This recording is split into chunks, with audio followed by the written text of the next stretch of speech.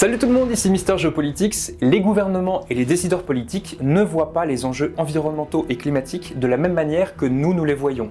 Pour eux, ces défis peuvent se convertir en enjeux géopolitiques, des migrations, la raréfaction de certaines ressources ou bien la disparition de frontières en mer, qui viennent complexifier la rivalité entre les pays. L'objectif de cette vidéo, c'est qu'à partir de maintenant, lorsque l'on entend parler d'enjeux environnementaux ou climatiques, il faut bien évidemment être capable de les comprendre d'un point de vue scientifique, mais ça ne suffit plus. Il faut comprendre aussi les incidences géopolitiques, économiques et même parfois à des plans très inattendus, comme par exemple l'espionnage. Et ça tombe bien puisque j'ai pu rencontrer Bruno Fulini, qui est historien et expert du renseignement international. Il va nous parler plus en détail de cette nouvelle tendance qui se dessine et qui devrait prendre de l'ampleur à l'avenir. Je vous laisse en compagnie de Bruno, très bon visionnage. Il y a quelque chose de totalement nouveau aujourd'hui dans l'univers du renseignement, c'est ce qu'on a appelé en termes journalistiques l'espionnage vert. De quoi s'agit-il? D'abord pour les États, les gouvernements qui ont pris des engagements en matière de respect de l'environnement, de protection de la biodiversité, évidemment ça signifie des opportunités mais aussi des contraintes. Et donc il faut savoir si les autres États qui ont signé les mêmes traités respectent eux aussi leurs engagements. Et comme on ne peut pas toujours les croire sur parole, eh bien on commence à voir poindre des opérations de renseignement sur ces thématiques-là. Et les Britanniques ont même été les premiers à communiquer l'année dernière en disant voilà, nous sommes attentifs à la façon dont nos partenaires et voisins eh bien, observent ou non leurs engagements en matière de pollution, en matière de respect de l'environnement. Ça, c'est une première dimension de cet espionnage vert. Alors, on pourrait aussi ironiser, parce que bien sûr, c'est un excellent prétexte pour faire quelque chose de beaucoup plus anciennement connu, qui est l'espionnage économique.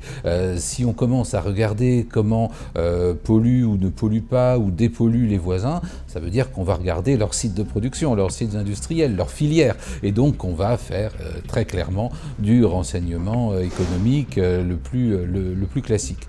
Et puis, il y a un autre aspect qui est plus géopolitique. C'est qu'au fond, les évolutions climatiques ont des conséquences sur les récoltes, ont des conséquences sur les cours d'eau, ont des conséquences sur le niveau des océans. Et donc, l'État qui est capable d'anticiper les conséquences, au fond, les disettes, les famines, les migrations que tout cela peut produire, eh bien, est un État qui va être en mesure d'élaborer un certain nombre de scénarios de moyen terme ou de long terme, bref, faire du renseignement de très grande qualité. Et c'est pour cela que les pays développés, en même temps, bien qu'ils s'efforcent de respecter leurs engagements en matière de protection de l'environnement et de la biodiversité, commencent à développer une branche spécifique de renseignement très attentive aux questions environnementales, avec des préoccupations tout à la fois, bien sûr, écologiques, mais aussi économiques et stratégiques. À ce stade, la France n'a pas communiqué sur son action en matière d'espionnage vert, mais on sait qu'au ministère des Armées, il y a maintenant un responsable d'une sorte de veille sur les questions environnementales et qui est capable de tirer la sonnette d'alarme, qui est capable de faire remonter des informations sur les risques à caractère climatique, environnementaux et surtout leurs conséquences géopolitiques, géostratégiques, leurs conséquences sur les populations, leurs conséquences donc sur aussi la diplomatie et sur l'action de la France, que ce soit bien sûr sur son propre territoire, y compris outre-mer, et puis surtout à l'étranger.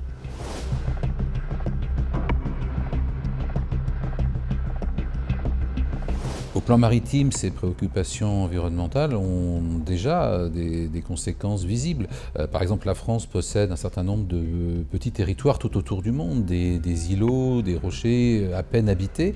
Les militaires qui y sont présents eh bien, ramassent tout ce qu'on trouve sur les plages, chaque jour. Donc c'est à la fois une action de dépollution, mais aussi tout ce qui est ramassé est conservé et analysé par des scientifiques, c'est-à-dire qu'on peut déterminer la provenance de ces bouteilles, tongs, déchets multiples qui sont ramassés. Donc ça permet à la fois de quantifier la pollution, ça permet d'identifier les lieux de provenance, et ça permet donc dans certains cas aussi d'identifier les passages de navires. Tout ça est fait par des militaires français. parmi bien d'autres missions.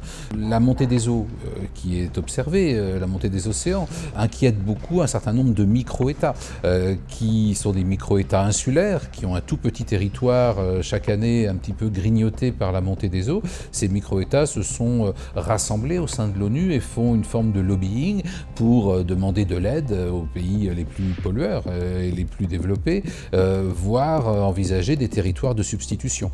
Donc ces préoccupations environnementales ne sont pas seulement celles des écologistes, ce sont celles des gouvernements et de tous ceux qui les renseignent.